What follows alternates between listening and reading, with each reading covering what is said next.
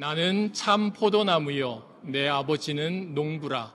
무릇 내게 붙어 있어 열매를 맺지 아니하는 가지는 아버지께서 그것을 제거해 버리시고, 무릇 열매를 맺는 가지는 더 열매를 맺게 하려 하여 그것을 깨끗하게 하시느니라. 너희는 내가 일러준 말로 이미 깨끗하여졌으니 내 안에 거하라. 나도 너희 안에 거하리라. 가지가 포도나무에 붙어 있지 아니하면 스스로 열매를 맺을 수 없음 같이 너희도 내 안에 있지 아니하면 그러하리라. 나는 포도나무요 너희는 가지라. 그가 내 안에 내가 그 안에 거하면 사람이 열매를 많이 맺나니 나를 떠나서는 너희가 아무것도 할 수 없음이라.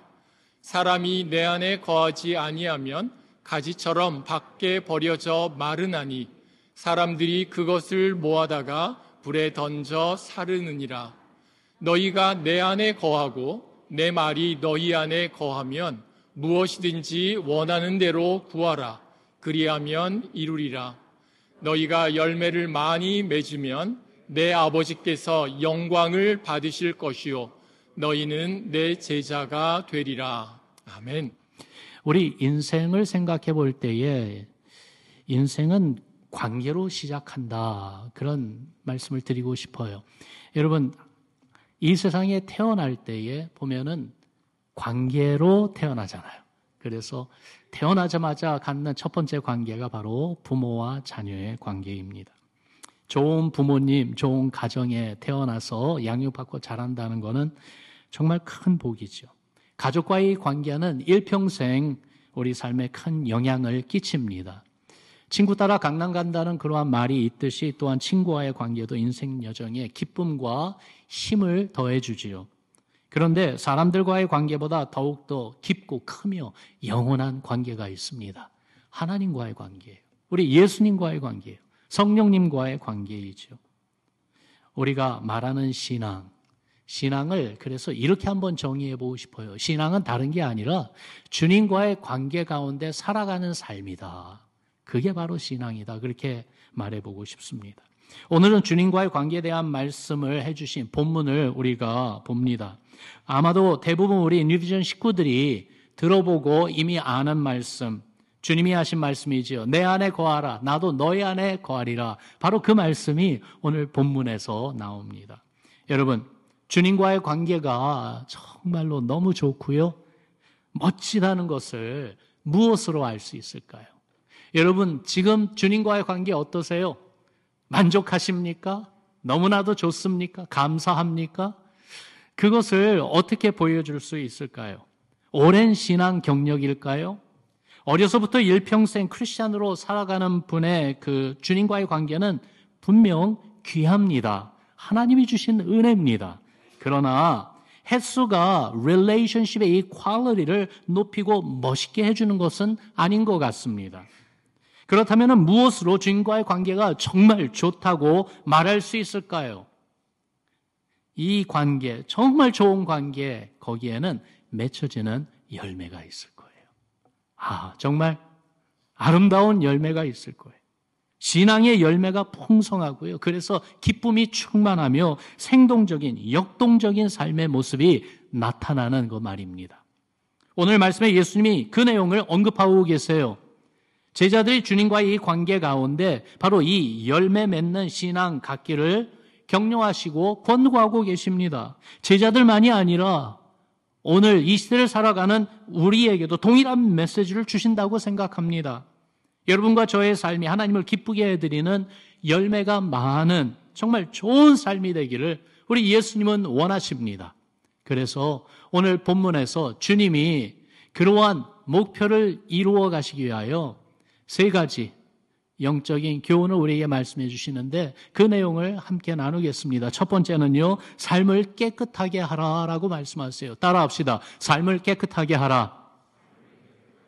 1절과 2절에 그 내용이 있는데요. 나는 참 포도나무요 내 아버지는 농부라. 무릇 내게 붙어있어 열매를 맺지 아니하는 가지는 아버지께서 그것을 제거해 버리시고 무릇 열매를 맺는 가지는 더 열매를 맺게 하려 하여 그것을 깨끗하게 하시느니라 하셨어요. 하나님 아버지를 예수님이 농부로 비유하며 제자들에게 말씀해 주세요. 예수님은 당신은 참 포도나무라고 하시고 제자들은 바로 그 포도나무에 연결되어 있는 가지다. 그렇게 비유하시면서 이 관계 가운데 일어나는 일을 말씀해 주시는 거예요.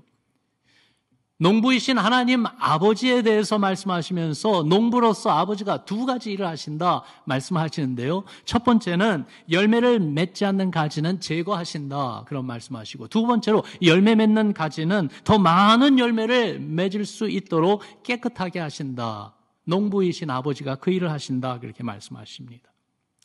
사크라멘토 근교에 있는 캠퍼스타운 데이비스에서 살았던 때가 있었습니다. 교회에도요 포도나무 그 덩굴이 있었고요. 가정마다 포도나무를 가진 그러한 집들이 많았습니다. 햇볕을 받고 물을 잘 주기만 하면은 여름 그 시즌에는 얼마나 잘 자라는지요. 가지가 그냥 길게 막 자라갑니다. 잎사귀가 무성해지지요. 그런데 좋은 열매를 얻으려면은 포도나무 가지가 아무렇게나 자라도록 내버려둬서는 안 되더라고요. 가지치기를 해줘야 돼요. 죽은 가지들은 제거해 주고요.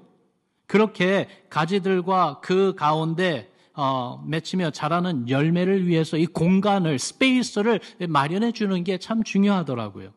거미줄이 생기고 벌레들이 생기면은 그것들을 다 없애주어야지만이 됩니다. 주인이, 농부가 그렇게 수고한다는 것이죠. 포도나무에서, 가지에서 정말 좋은 열매, 많은 열매를 얻기 위해서요. 성경을 보면은 구약 이스라엘을 포도나무에 비교했습니다. 그런데 안타깝게도 열매가 없거나 쓸모없는 열매를 맺었습니다. 그래서 하나님은 이스라엘이 아니라 예수 그리스도를 포도나무로 삼으셨습니다. 그래서 예수님을 가리켜 참 포도나무다, true vine이라 그렇게 성경은 일컫고 있지요. 그리고 예수님으로부터 좋은 열매를 얻기를 원하시는 것이 우리 하나님 아버지의 뜻이에요. 좋은 열매를 얻고자 하나님은 예수님에게 붙어있는 우리를 깨끗하게 하십니다. 농부가 가지를 잘라내는 그 pruning, 가지치기요. 이거는 때로는 우리 삶에 그러한 일을 행하시는 모습이 나타나는데 정말 하나님이 가지치기 할 때에 아픕니다. 어려움을 당합니다. 정말 힘들고 고난의 그 기간을 지나가야 되기도 합니다. 그러나 필요하기에 가지치기를 하시지요.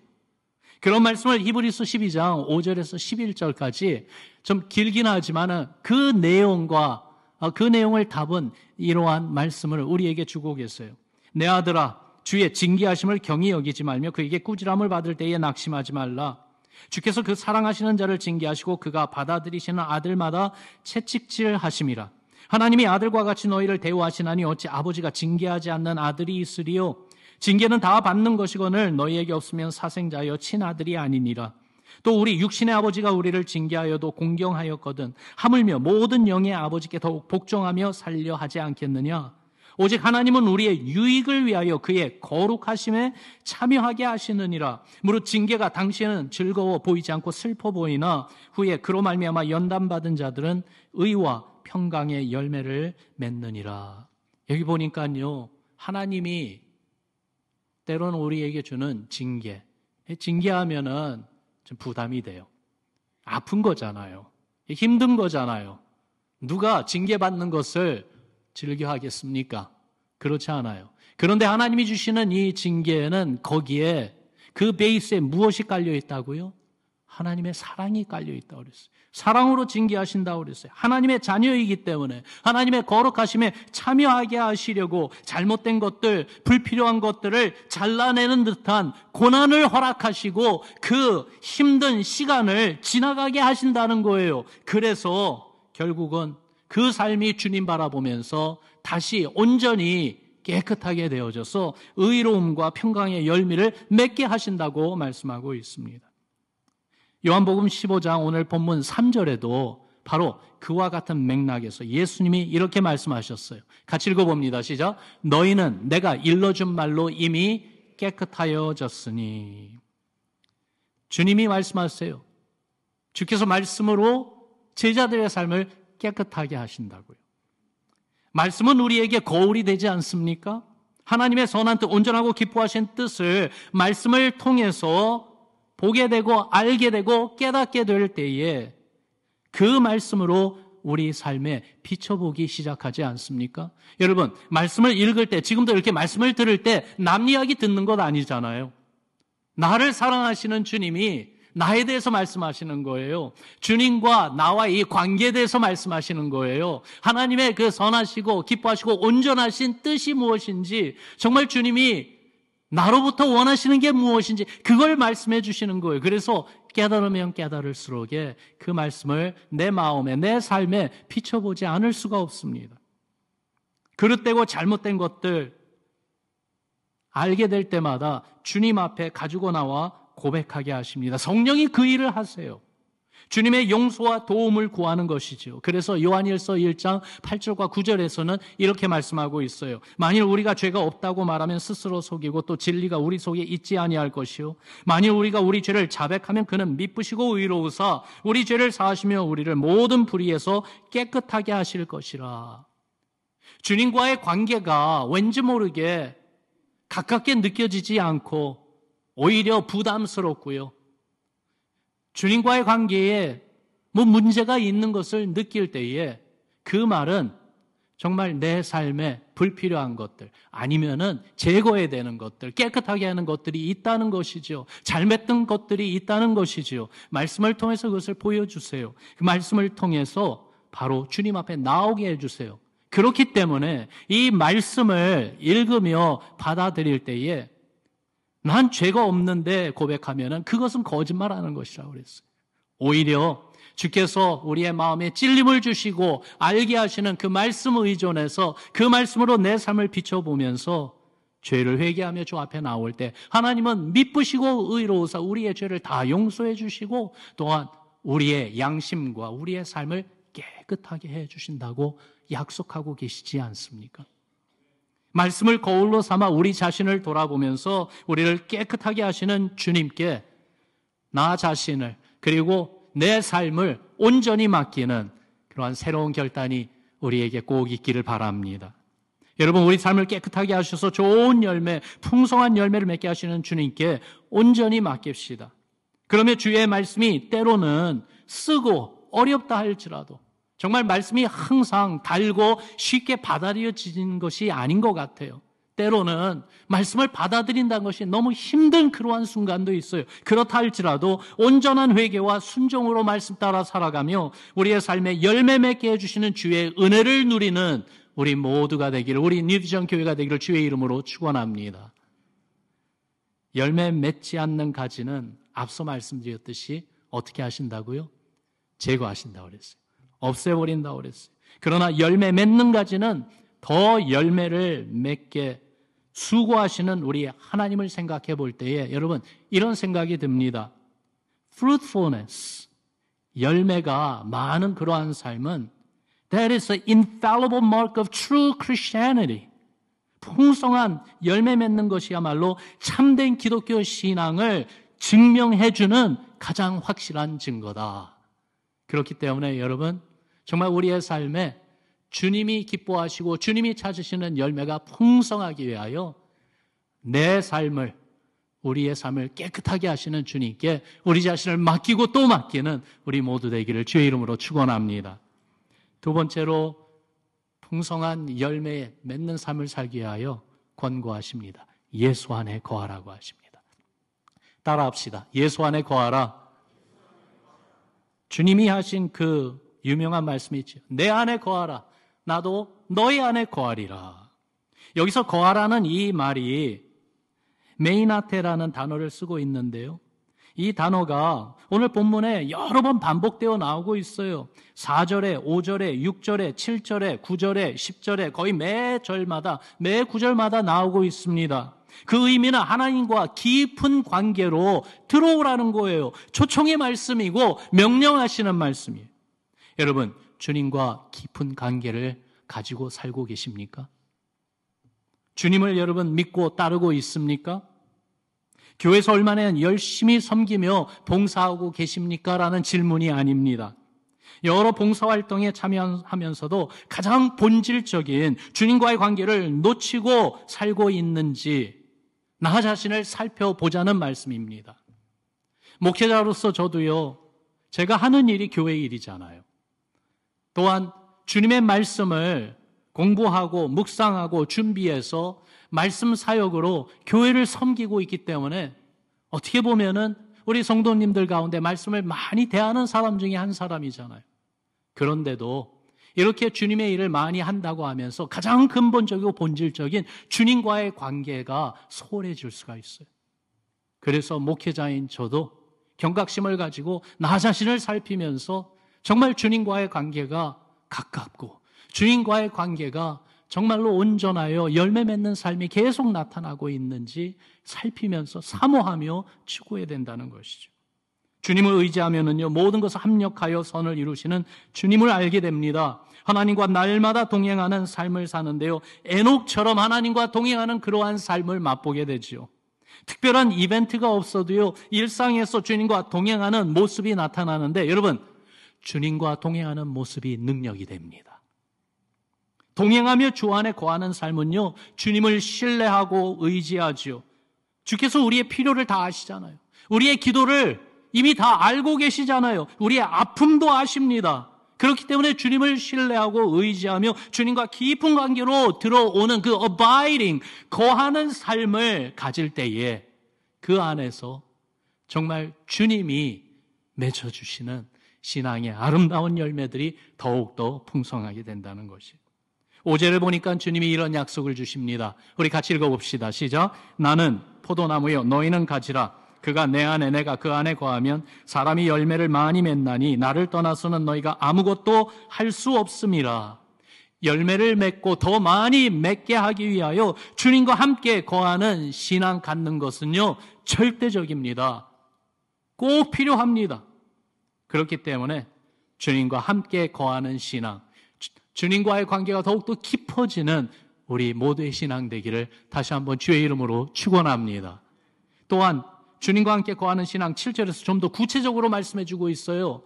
주님과 더욱더 깊어지는 관계는 어떤 모습인지요. 다시 한번 같이 읽습니다. 시작. 너희가 내 안에 거하고 내 말이 너희 안에 거하면 무엇이든지 원하는 대로 구하라. 그리하면 이루리라. 아멘. 주님과 함께 거하는 신앙, 거기에는 하나님의 말씀이 있어요. 하나님의 말씀이 우리의 삶 안에 항상 있다고 하십니다. 여러분, 하나님 말씀이 진리임을 믿으십니까? 하나님의 말씀은 진리입니다. 온전하고 완벽한 진리입니다. 이 말씀을 붙잡으면은요, 참 놀라운 것이 말씀이 우리 마음을 붙잡아 주세요. 말씀이 우리 생각을 지켜주세요. 이 말씀이 우리의 삶을 지키시고 보호해 주세요. 그렇기 때문에 말씀을 놓으면 안 됩니다. 말씀을 놓치게 되면은 승리할 수 없습니다. 신앙생활은 노력이 아니고 훈련이다라는 생각을 해봐요. 노력과 훈련이 이런 점에서 다른 것 같아요. 노력은 내가 합니다. 내가 마음에 정해서 하려고 합니다. 내가 원해서 힘써보는 것이죠. 훈련은요, 때로는 훈련은 내가 원해서가 아니고 내가 원하지 않아도 훈련 받도록 하는 그러한 주체가 있거나 그러한 분이 있으면은 그 가운데 훈련하게 되어 있습니다. 우리의 신앙생활은 정말 우리가 마음에 소원하며 우리의 의지와 우리의 결단이 요구되지만은 한 걸음 더욱 더 나아가서 우리의 신앙생활은 주님이 주관하십니다. 그래서 주님이 우리를 훈련시키십니다. 훈련을 통해서 우리를 다듬어 가시는 거예요. 그런 점에서 하나님의 말씀으로 훈련해야 되겠어요. 말씀 훈련을 받아야 되겠어요. 영적 성장이 없습니까? 그 말은 말씀의 훈련이 지금 없기 때문에 그렇다는 거예요. 종교 생활만 하면은 영적 성장이 이루어질 수가 없습니다. 성경은 지적인 호기심을 만족시켜주는 것보다 우리 성품과 삶을 그리스도의 형상을 담도록 만들어 주시기 위해서 주신 것이죠. 여러분, 말씀이요 인생을 변화시킵니다. 말씀을 가까이 대하면은요 주 안에서 거룩한 삶을 살 수 있게 돼요. 정말 우리의 삶이 그렇게 변한 것을 보게 됩니다. 여러분, 이런 말 들어보셨어요? The book will keep you away from sin, or sin will keep you away from the book. 그러니까 하나님의 말씀을 가까이 대하면은 죄에게서 멀어지는데, 반대로 죄를 가까이 대하면 하나님의 말씀이 자꾸 멀어진다고요. 그렇기 때문에 말씀을 가까이 하여 정말 주님 안에서 거룩함을 세워가야 되겠어요. 또 이런 말이 있어요. Dusty Bible always leads to dirty life. And the dirty Bible always leads to clean life. 무슨 말이냐면요. 성경에 먼지가 계속 쌓여만 있으면은 나의 삶은 죄로 자꾸 오염되어 가고요. 그런데 성경이 낡아지고 손때가 자꾸 묻게 되면은 내 삶은 더욱더 깨끗해진다라는 그런 말이에요. 사실 이 말은 요즘 스마트폰을 통해 가지고 바이블 앱을 사용해서 얼마나 실질적으로 우리에게 와 닿는지 모르겠어요. 그러나 그 핵심 포인트는 변함없지요. 말씀을 가까이 대하는 삶, 시편 저자의 고백처럼 주야로 말씀을 묵상하며 말씀을 우리 삶 안에 늘 가지고 사는 삶은요, 풍성한 주님의 은혜와 기쁨이 늘 흐르는 줄을 믿습니다. 말씀을 가까이 합시다. 따라합시다. 말씀을 가까이 하겠습니다. 오늘부터 주일 목장 모임이 다시 시작되잖아요. 여러분 기대하시죠? 기다리셨죠? 예, 고개 끄덕끄덕 해주세요. 예. 목장 모임이 참 중요해요. 우리 성도님들하고 만나서 이렇게 신앙생활하는 이야기를 들 때마다 우리 교회 뭐가 그렇게 좋으세요? 그러면은요, 꼭 빠지지 않고 나오는 이야기가 바로 목장이에요. 목장 식구들이 정말 식구예요. 서로를 돌봐주고 위로해주고 격려해주고요. 심지어는 목장 식구로 1, 2년 같이 있었던 분이요, 타주로 아니면 심지어 한국으로 떠나도 10년이 지나도 지금도 서로 소식을 전하면서 그러면서 계속해서 격려와 그리고 교제 나누고 있다는 그러한 이야기들을 해주시더라고요. 이렇게 목장이 참 중요합니다. 그런데요, 이 목장이 중요한 이유가 목장에서 성도들과 함께 교제하고 삶을 나누기 때문에 중요한 것, 그것만이 아니라 교제와 삶을 나누는 이것이 하나님의 말씀 안에서 이루어지기 때문에 그렇습니다.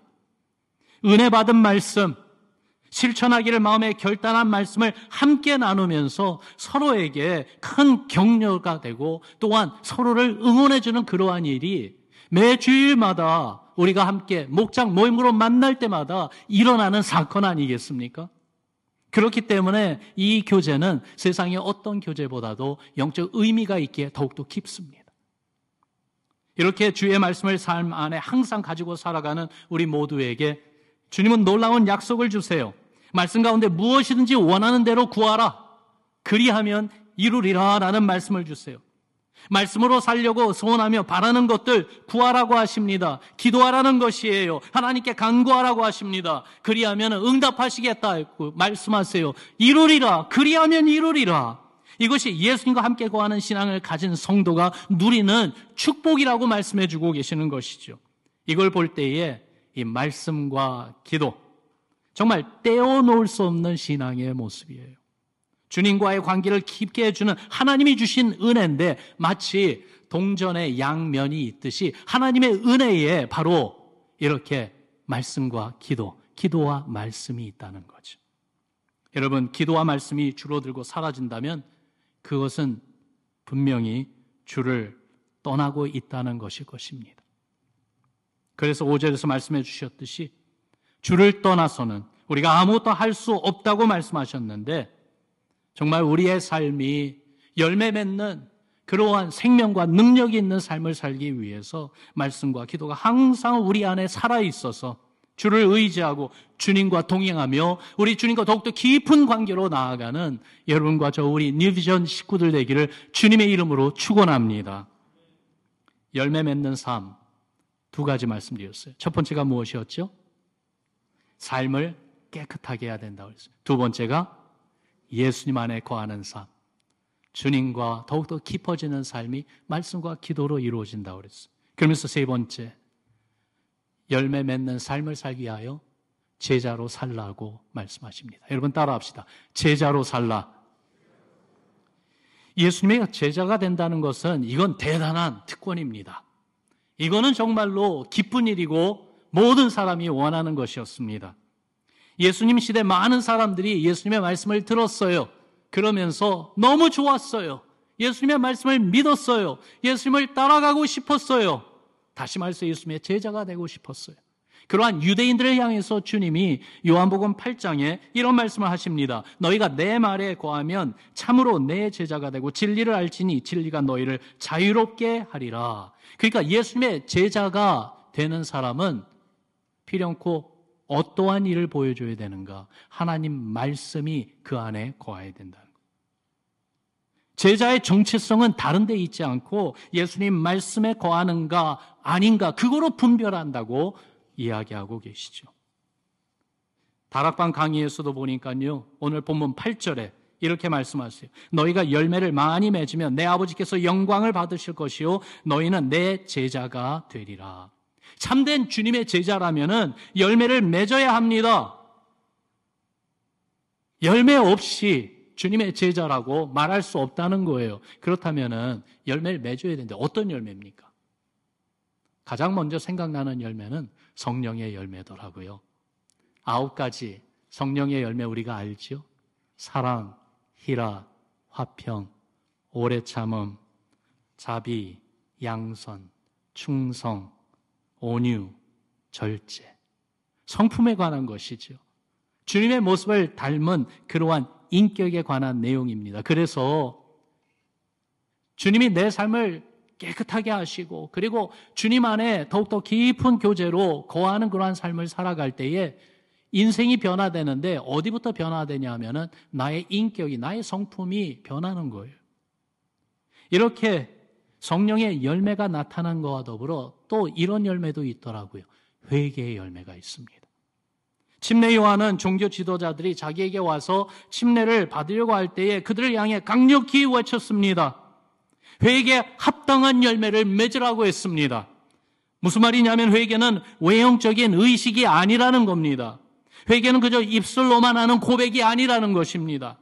회개는요, 마음의 변화가 있습니다. 하나님의 기준, 하나님의 뜻에 내 삶을 맞춰 살고자 하는 그 마음의 변화가 분명히 있어요. 또한 죄에 대한 인식이 있습니다. 하나님의 기준에 미치지 못하고 오히려 하나님의 뜻에 불순종한 것에 대해서 깊은 후회와 용서받기를 사모하는 열망이 있어요. 그러면서 회개는 하나님께로 향하는 변화가 나타나기 시작해요. 주께서 주시는 용서와 성령의 새롭게 하시는 그 변화를 경험하면서 나아가는 것이 참된 회개의 열매인 거예요. 예수님이 오셔서 외치신 첫 번째 말씀, 그 시작이 바로 회개 메시지였어요. 회개하라, 하나님의 나라가 가까웠느니라 그러셨어요. 그러므로 이 주님의 메시지에 응답하는 회개의 열매는 주님을 기쁘게 해드립니다. 우리가 우리의 삶 가운데 찾아야 되는 것이 성령의 열매, 회개의 열매. 그러면서 믿음의 열매가 있어요. 예수 십자가의 은혜를 전적으로 믿음으로 나타나는 언행이라고 말할 수가 있겠어요. 예수 그리스도를 나의 구주, 나의 하나님으로 증거하는 그 삶이 믿음의 열매라고 봅니다. 여러분, 로마서 그 주제가 믿음으로 의롭다함을 받는다. 바로 그 내용인데 그것을 핵심 구절로 1장 17절에 이렇게 증거하고 있죠. 우리 같이 읽어봅니다. 시작. 복음에는 하나님의 의가 나타나서 믿음으로 믿음에 이르게 하나니 기록된 바 오직 의인은 믿음으로 말미암아 살리라 함과 같으니라.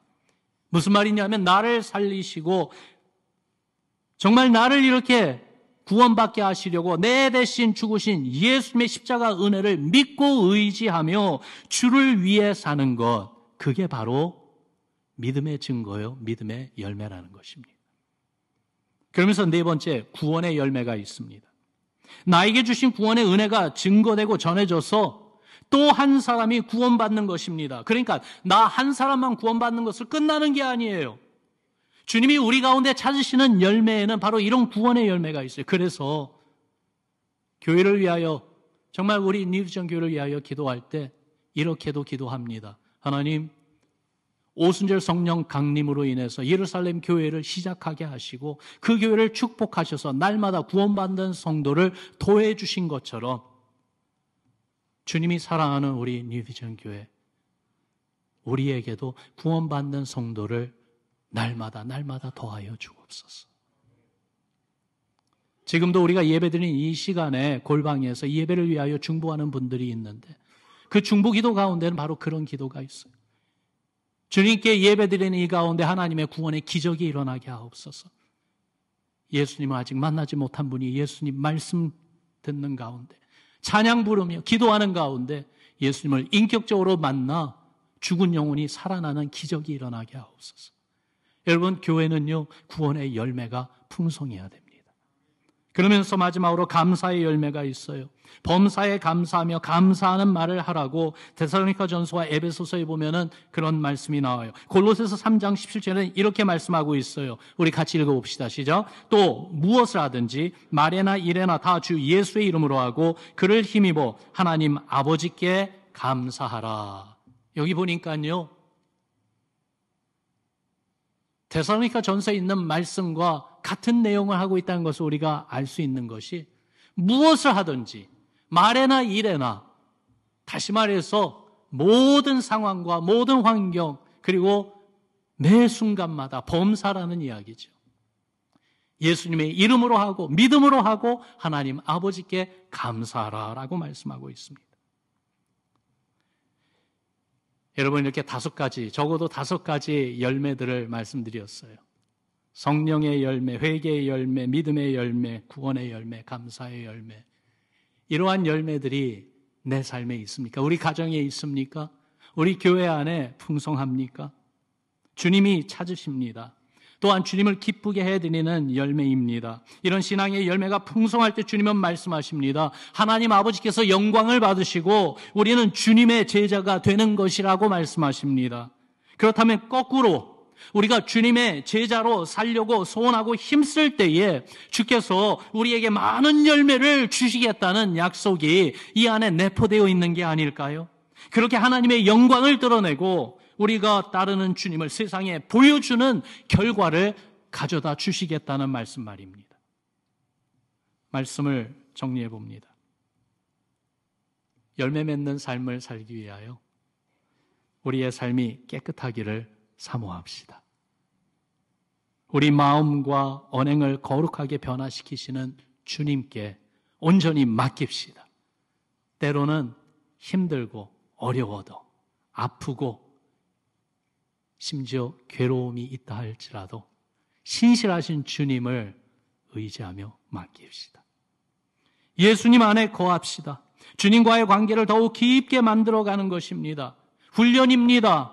이 훈련을 쌓아갈 때 특별히 말씀의 훈련, 기도의 훈련을 쌓아갑시다. 기도와 말씀으로 주와 동행하는 삶을 훈련하며 쌓아갑시다. 그러면서 제자로 삽시다.